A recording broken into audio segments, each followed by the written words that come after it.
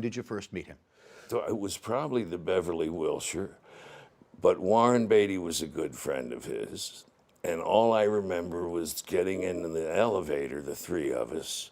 Remember Jack Nicholson? This is him now. What if I told you that one of Hollywood's most electrifying stars, Jack Nicholson, hasn't graced the big screen in a decade? That's right. The man whose performances turn movies into instant classics has mysteriously stepped out of the spotlight. These days, you'll only spot him at Laker games or award shows. But why did this larger-than-life icon hang up his hat? Did he simply tire of the Hollywood hustle? Or is there a hidden story behind his sudden retreat? Let's journey through the extraordinary life of Jack Nicholson to uncover the truth. Shocking family secrets. Jack Nicholson, the famous actor with that mischievous grin, had a childhood filled with secrets. He grew up in New Jersey, raised by his grandmother, Ethel May. His birth certificate said that John and Ethel May were his parents, but his dad wasn't around. Instead, Jack spent most of his time at his grandmother's beauty salon, surrounded by women. But when Jack became a big movie star in the 70s, he discovered a shocking truth. He didn't know who his real dad was. Some people said his dad was a heavy drinker who didn't take care of his family. But a mysterious woman wrote a letter to some authors saying she was married to Jack's dad and that he was actually a great guy. Things got even crazier when Jack found out that his sister June was actually his mom, and Ethel May was really his grandma. Imagine finding out your whole life was based on a lie. It turns out June was young and unmarried when Jack was born, so her parents decided to raise him as their own to protect their family's reputation. They never told Jack the truth. This whole situation was a big shock to Jack, especially since his mom and grandma had already passed away. But he was impressed that they managed to keep the secret for so long. He learned to accept the truth and focus on his own life and career. Early career. As a youngster, Jack Nicholson was a big movie buff, and he absolutely adored Marlon Brando. He was also quite the jokester, earning the title of class clown in high school. But he wasn't all fun and games. He even worked as a lifeguard, saving people from drowning in the ocean. One day, while on duty, Jack spotted a famous actor named Cesar Romero who played the Joker in the old Batman TV show. Jack saw his chance and asked Romero for advice about working in Hollywood. He wanted to know what it was like to be an actor, since he was planning on moving there soon. Romero gave him a reality check, saying Hollywood could be a tough place if you weren't working. After graduating, Jack did move to Hollywood to chase his dreams. He started out with small jobs at MGM Studios, like delivering messages and running errands for the guys who made cartoons. But acting was his real passion, and he even took acting classes to improve his skills after failing his first screen test. During his early days in Hollywood, Jack made friends with Roger Corman, a famous producer known for making low-budget movies. Roger saw something special in Jack and gave him his first movie role in The Crybaby Killer. It wasn't a big part, but it was a start. Roger also cast Jack in the original Little Shop of Horrors, a quirky horror comedy that became a cult classic. Jack continued to work on small projects, mostly low-budget westerns and TV shows, as well as a few more movies with Roger Corman. During this time, he got heavily involved in the psychedelic drug scene and started experimenting with LSD, also known as acid.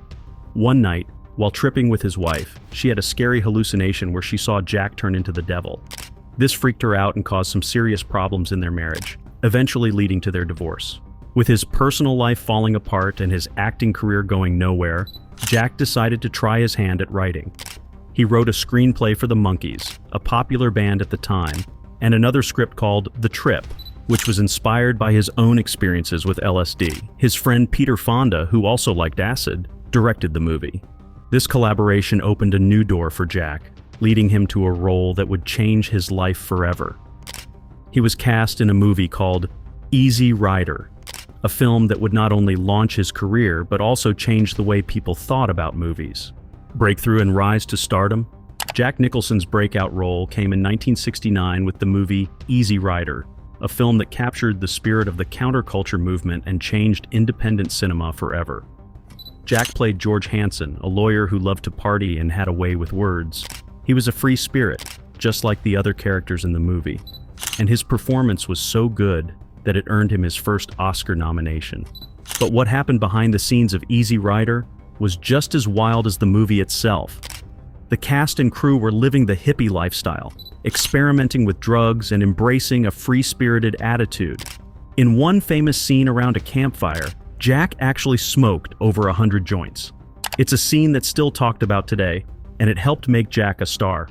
His character's monologue about UFOs and aliens became an instant classic, showcasing his unique charm and charisma. Even though Jack's role in Easy Rider was relatively small, it made a huge impact.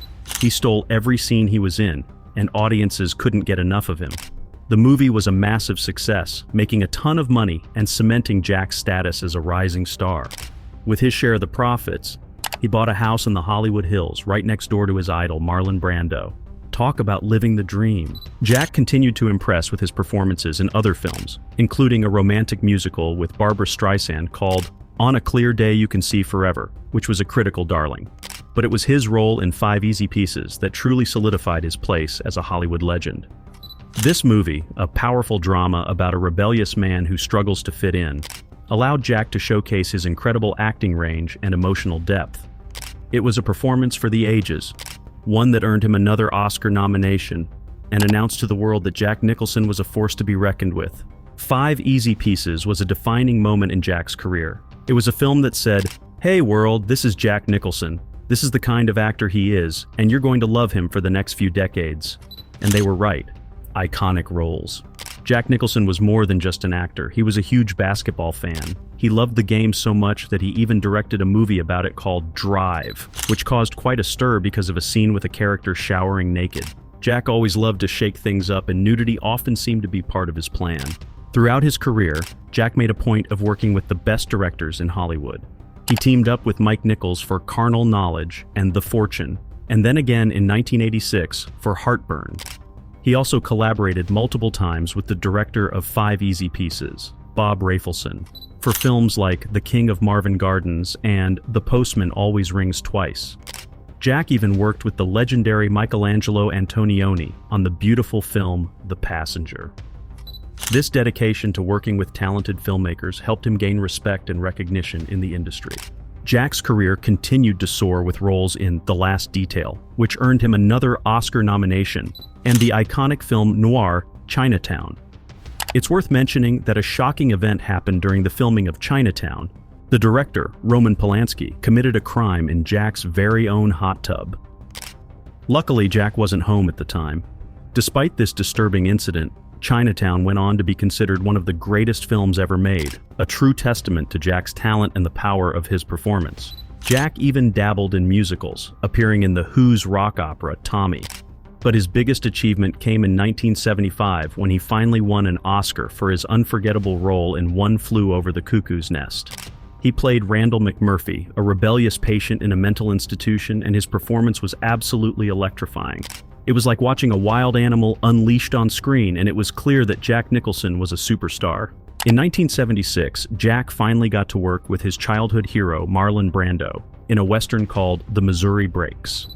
It was a dream come true for him to act alongside the man he had always admired. He also worked with another amazing director, Elia Kazan, in The Last Tycoon. But one of Jack's most famous roles was in the scary movie The Shining. He played a writer who goes crazy in a spooky hotel, and his performance was so creepy that it still gives people nightmares today. When the movie first came out, not everyone liked it, but now it's considered one of the best horror movies ever made. Jack continued to work with talented directors and star in great movies. He got another Oscar nomination for his role in Reds, a movie about a journalist who witnessed the Russian Revolution. He was also fantastic in The Border, a drama about the struggles of people living on the border between the US and Mexico. And then he won another Oscar for his role as a retired astronaut in Terms of Endearment, a funny and touching movie about family relationships. Jack's career was filled with amazing performances, but one of his most memorable was as the Joker in Tim Burton's Batman. He brought the iconic villain to life with his wild energy, crazy laugh, and unpredictable behavior. His Joker was both terrifying and hilarious, and it set the bar high for future actors who would take on the role. Jack's performance was so good that people thought no one else could ever play the Joker again. But then came Heath Ledger, who took on the challenge and gave a completely different but equally brilliant performance in The Dark Knight.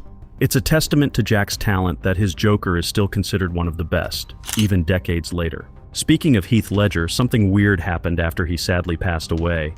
When asked for his thoughts on Heath's death, Jack said, "I warned him. It was a strange and cryptic response that left people wondering what he meant. Some people think it was just Jack's dark humor, while others believe he might have been warning Heath about the dangers of fame or the intensity of playing such a complex character. Later career. In 1990, Jack directed The Two Jakes, a sequel to the classic movie Chinatown. It's a little-known fact, but it's a pretty cool one. The movie might not be as famous as the original, but it's still interesting to see Jack take on the role of director again. Next, he joined a star-studded cast for the legal drama A Few Good Men, earning yet another Oscar nomination. He was definitely one of the biggest stars in the 90s, and his talent was undeniable. Sean Penn, a fellow actor, directed Jack in The Crossing Guard. Then, Jack played Jimmy Hoffa, the famous Union leader, without needing any special effects to make him look younger.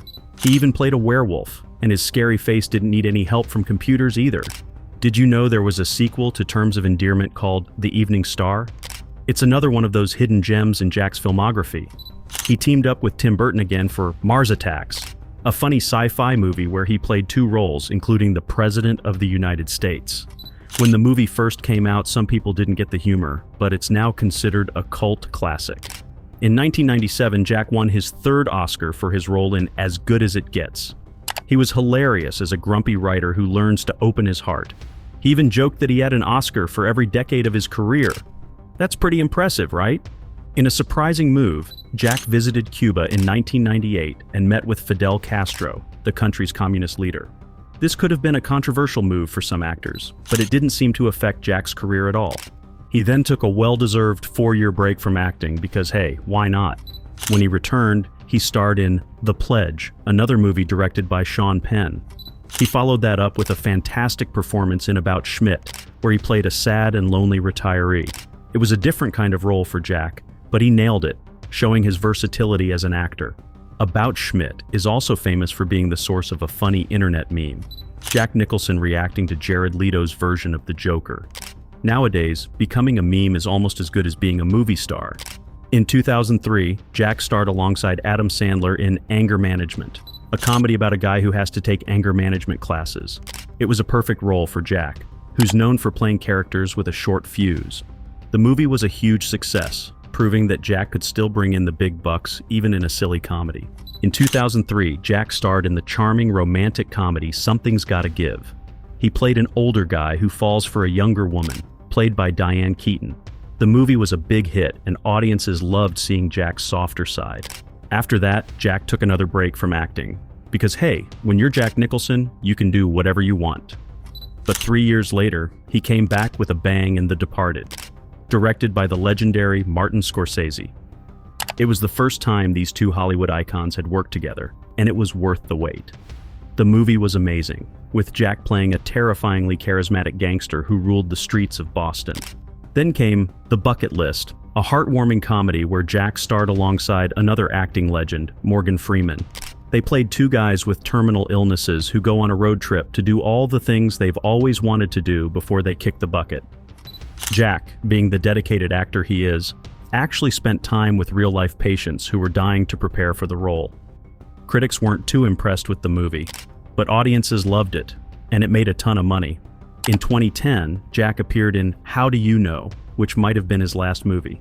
It was a comedy that didn't do so well, and critics weren't kind to it. It was a bit of a bummer for Jack to end his long and successful career on a flop, but hey, even the best actors have a few duds in their filmography. Dark chapters of his life. Jack Nicholson wasn't just known for his impressive acting career. There were some dark clouds hanging over him, stories of bad behavior and mistreatment of others.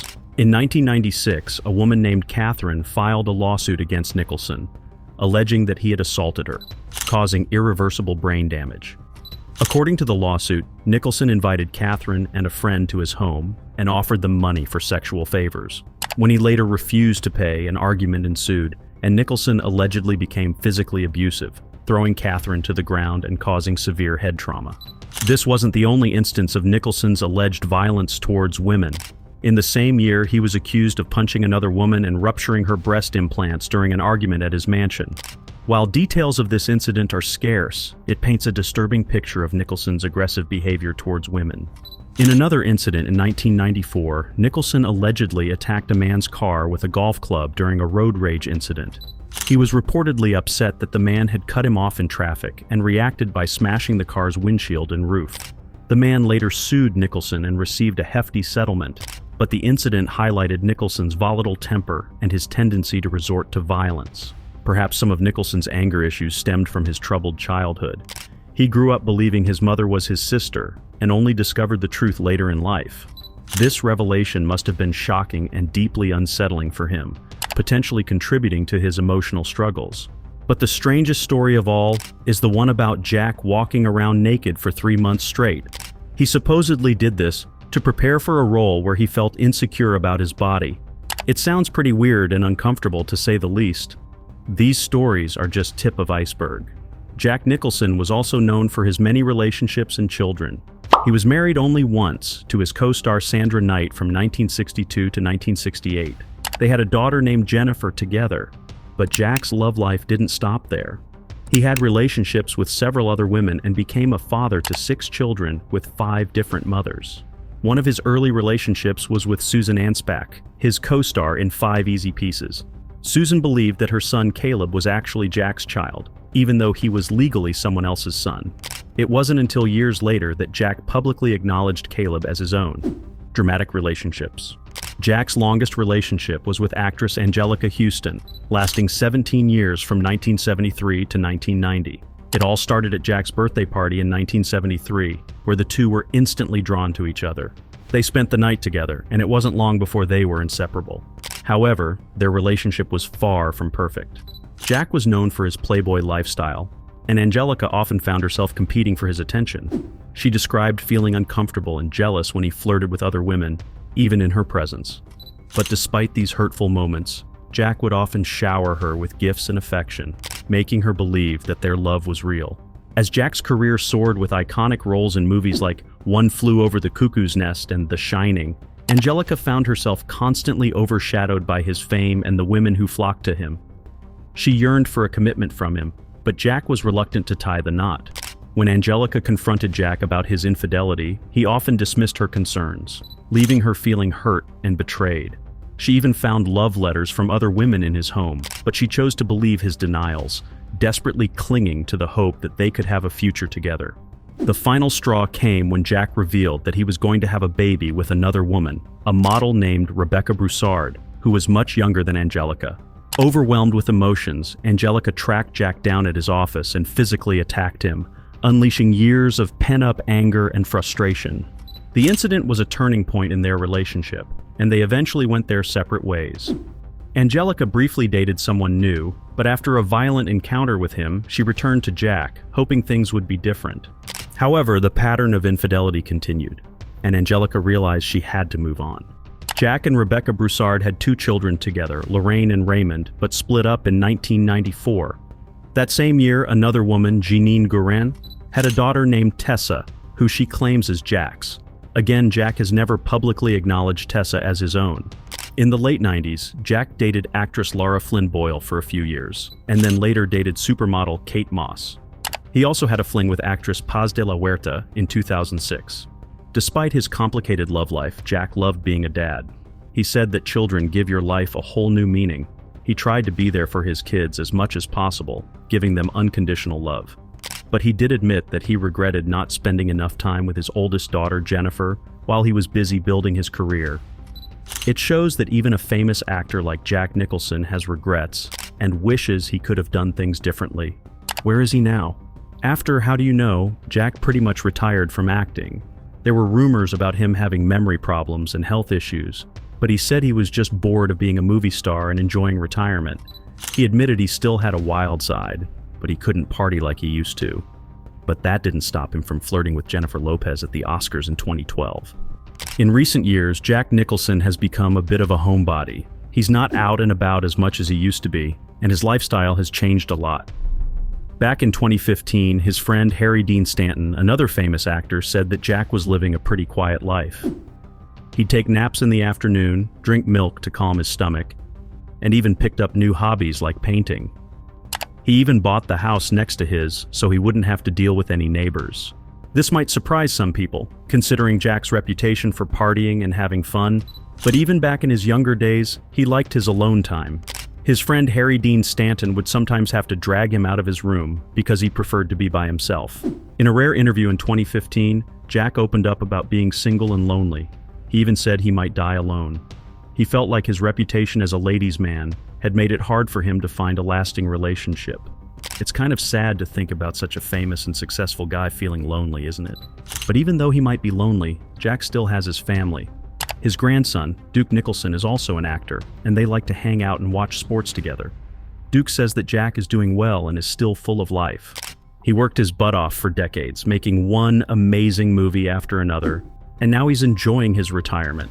He's earned the right to relax, kick back, and maybe even watch a few Lakers games.